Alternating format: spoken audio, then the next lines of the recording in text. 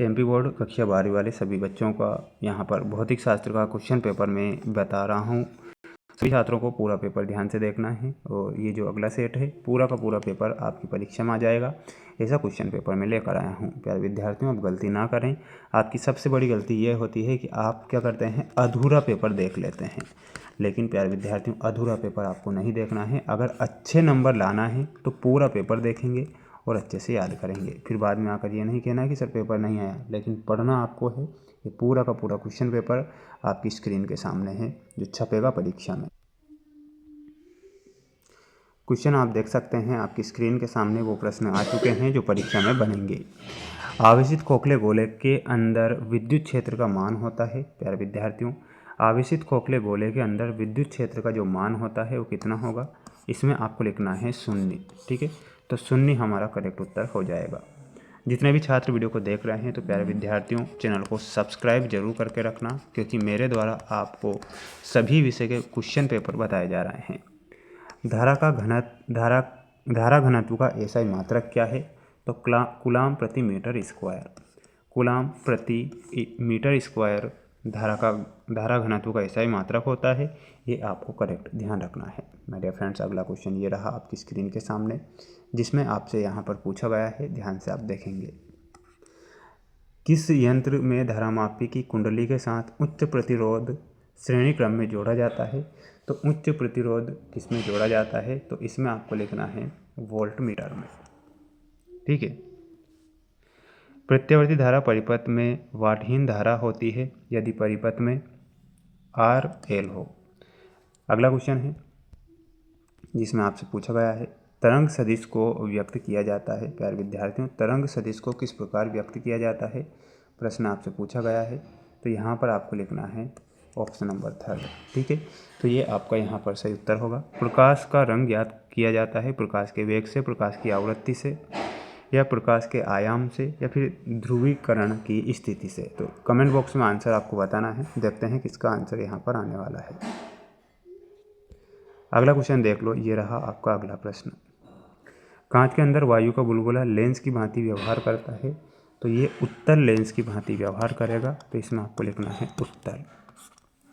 एकल स्लिट द्वारा विवर्तन खालिस्तान विवर्तन का उदाहरण है, तो ये किसका उदाहरण है, फ्रॉनहोफर का उदाहरण हो जाएगा। क्या लिखना है, यहाँ पर लिखना है फ्रॉनहोफर विवर्तन का। इलेक्ट्रॉन का विराम द्रव्यमान होता है, तो इसमें आपको 0 लिखना है, 0। रदरफोर्ड मॉडल के अनुसार इलेक्ट्रॉन की कुल ऊर्जा होती है, तो कुल ऊर्जा हो जाएगी ऋणात्मक। ठीक है, तो यहाँ पर आपको ऋणात्मक लिखना है, ऋणात्मक होती है।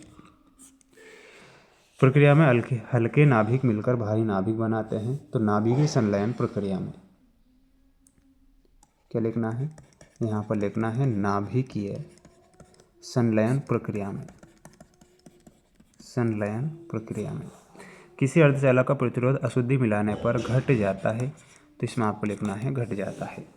स्क्रीनशॉट आप ले लेना सभी छात्र और पढ़ लीजिएगा इन प्रश्नों को, क्योंकि परीक्षा में प्रश्न आएंगे और ज़रूर आएंगे। सत्यासत्य में देखिएगा। गामा किरणों की भेदन क्षमता न्यूनतम होती है, तो यह आपको असत्य लिखना है, असत्य। हाइड्रोजन परमाणु की आयनन ऊर्जा 13.6 eV होती है, तो बिल्कुल ये आपका क्या हो जाएगा, सत्य हो जाएगा, सत्य। प्रकाश विद्युत उत्सर्जन के लिए क्षारीय धातुएं प्रयुक्त की जाती है, यह आपको सत्य लिखना है। व्यतिकरण फ्रिंजें समदूरस्थ होती है, यह आपको सत्य लिखना है। जब एक लेंस को द्रव में डुबोया जाता है तो उसकी क्षमता बढ़ जाती है, तो इसमें आपको असत्य लिखना है।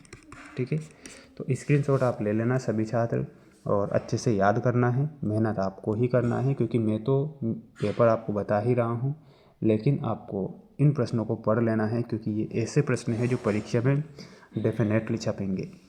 खगोलीय दूरदर्शी की आवर्धन क्षमता होती है, तो इसमें आपको मिलाना है ऑप्शन नंबर 2 से। सरल सूक्ष्मदर्शी की आवर्धन क्षमता में मिलाना है ऑप्शन नंबर 4 से। संयुक्त सूक्ष्मदर्शी की आवर्धन क्षमता में 5 हो जाएगा। चालक का ऊर्जा घनत्व में आपको ऑप्शन नंबर 1 से मिलाना है। चालक की स्थितिज ऊर्जा में 3rd होगा, और विद्युत फ्लक्स का मान में 6 से मिलाना है। ठीक है, तो ये आपकी जोड़ी यहाँ कंप्लीट हो चुकी है। स्क्रीनशॉट लेते चलना ताकि आप इन्हें बाद में भी पढ़ सकें ना। स्क्रीनशॉट इसलिए ज़रूरी होते हैं।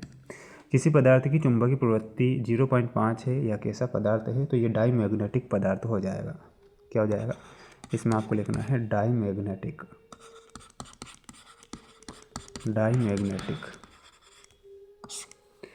स्वप्रेरकत्व का ऐसा ही मात्रक क्या होता है, तो इसमें आपको लिखना है हेनरी।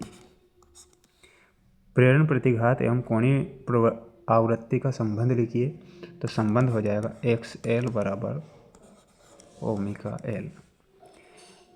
धारा के वर्ग माध्य मूल मान एवं शिखर मान का संबंध लिखिए, तो संबंध क्या हो जाएगा, इसमें आपको मैं बता देता हूँ, नीचे आंसर लिख रहा हूँ। IRMS बराबर I0 बटा √2। विकिरण की कण प्रकृति को प्रदर्शित करने वाली परिघटनाओं के नाम लिखना है, तो इसमें फोटो इलेक्ट्रिक प्रभाव और कॉम्पटन प्रभाव ये आपको लिख कर आना है। सभी प्रश्नों के आंसर ऐप पर उपलब्ध हैं। ऐप की लिंक डिस्क्रिप्शन में दे रखी है।